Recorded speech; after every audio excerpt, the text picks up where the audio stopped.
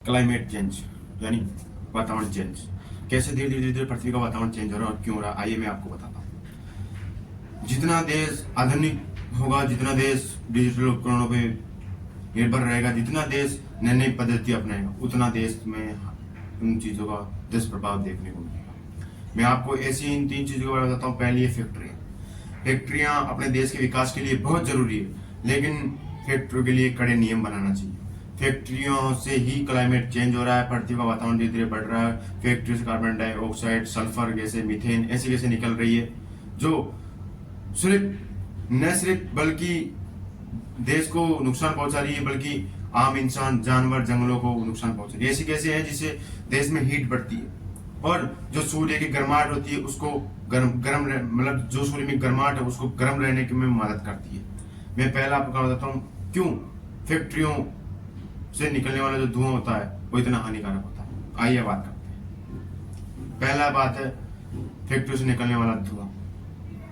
Factory से निकलने वाले धुएं में carbon dioxide, sulphur dioxide, methane और कार्बन डाइऑक्साइड अनेक प्रकार की गैसें निकलती है जो अपने क्लाइमेट यानी वातावरण को प्रभावित करती है। इनमें सबसे मुख्य कार्बन डाइऑक्साइड जो उस धुएं से निकलती है। इससे क्या होता है, इससे अफेक्ट पड़ता है लोगों पे, वातावरण पे।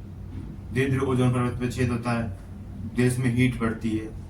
इसलिए कार्बन डाइऑक्साइड बहुत जरूरी है। कार्बन डाइऑक्साइड कैसे निकलता है? कार्बन डाइऑक्साइड पेड़ सोखते हैं और ऑक्सीजन देते हैं। कार्बन डाइऑक्साइड निकलता है फैक्ट्रियों से। अपन डिजिटल उपकरण यूज करते हैं, एसी वगैरह, फ्रिज वगैरह, इनसे अनेक प्रकार के कई ऐसे डिजिटल उपकरण है। अपनी बाइक चलाते हैं, कार चलाते हैं, पेट्रोलियम, ईंधन, डीजल, इनसे जो पेट्रोलियम इनका यूज करता है ईंधनों का, उनमें से कार्बन डाइऑक्साइड निकलती है। यानी जो तेल का, कोयलों का इनको उपयोग करता है उनमें से, उनसे निकलती है। दूसरा मुख्य प्रभाव है फैक्ट्रियों का गंदा पानी।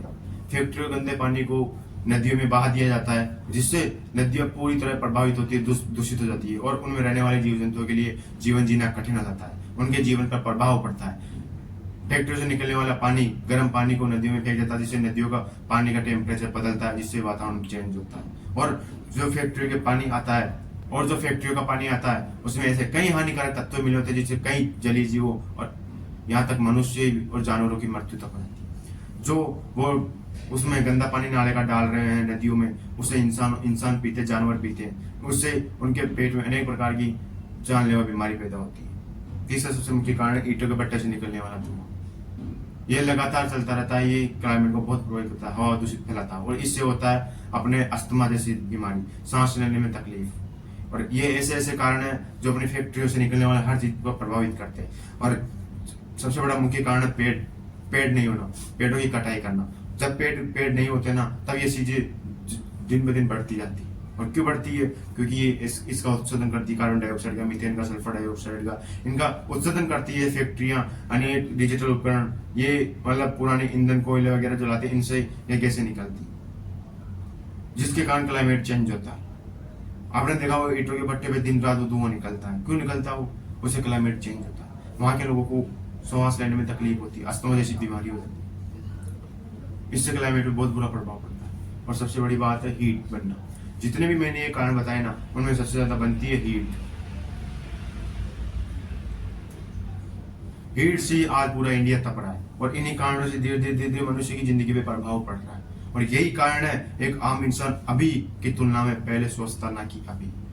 और आज के टाइम में इंसान इतना गिर चुका है खुद की नजरों में, पेड़ काट रहा, पेड़ लगा नहीं रहा, पानी दिन ब दिन स्तर कम हो रहा है। क्यों? जितना आप पर्यावरण का दूषित उपयोग करोगे, आप उसका उपयोग करके अनुप्रयोग करोगे, प्रकृति आपको उतना ही पीछे लेके जाएगी। याद रखना, प्रकृति बोल नहीं सकती लेकिन देख सकती। प्रकृति किसी का बकाया नहीं रखती। अगर आप आज प्रकृति को नुकसान पहुंचा रहे हो ना, तो प्रकृति आपको जरूर देगी। इसलिए ये जो क्लाइमेट चेंज है, इसको आपको देखना होगा, समझना होगा और उसके अनुसार आपको पेड़ लगाना होगा। अगर आपको बचना है क्लाइमेट चेंज से, यहाँ तक पूरे विश्व को, तो पेड़ लगाना स्टार्ट करो और जितना हो सके ईंधन, कोयले का इस्तेमाल बंद करो। सौर ऊर्जा, पवन चक्की, इन चीजों का इस्तेमाल करो ताकि प्रदूषण ना फैले, वायु प्रदूषण ना फैले, नदियों, पानी वगैरह कुछ भी नहीं फैले। आज सबसे बड़ा मुख्य कारण है प्रदूषण, वायु प्रदूषण, पेड़ों की कटाई करना, कचरा, प्लास्टिक, अनेक प्रकार के जो प्रदूषण है वो सबसे मुख्य रूप में आते हैं और यही क्लाइमेट को चेंज करते हैं। आज भारत में इतनी आबादी है, कोई भी इस विषय पे चर्चा नहीं करता। क्यों नहीं करता ये मुझे पता नहीं, लेकिन क्लाइमेट सबसे बड़ा प्रभाव है। आने वाले समय में खेती पर भी बुरा प्रभाव पड़ेगा। जो पानी दूषित होता है उससे खेती पर प्रभाव पड़ेगा और खेती लगभग ना के बराबर सूख जाएगी, और इससे आने वाले समय में खाद्य संकट बढ़ सकता है। और जब खाद्य संकट बढ़ेगा तो देश में भूखमारी बढ़ेगी, और जब देश में भूखमारी बढ़ेगी तो जनता इधर की उधर हा हल्ला करेगी, अफरा तफरी मचेगी पूरे विश्व में। जब याद रखना, जितना आप भी पर्यावरण को नुकसान कर रहे हो, पानी को दूषित कर रहे हो, वायु को दूषित कर रहे हो, आने वाले समय में पैदा नहीं होगी। जो कृषि पे आज जो किसान डिपेंड है ना, उनका जीवन जीना कठिन हो जाएगा, वो कभी जीवन जी नहीं पाएंगे। याद रखना, क्लाइमेट सबसे बड़ा चेंज है ना, किसानों और आम इंसान पे ज्यादा प्रभाव दिखाई देगा।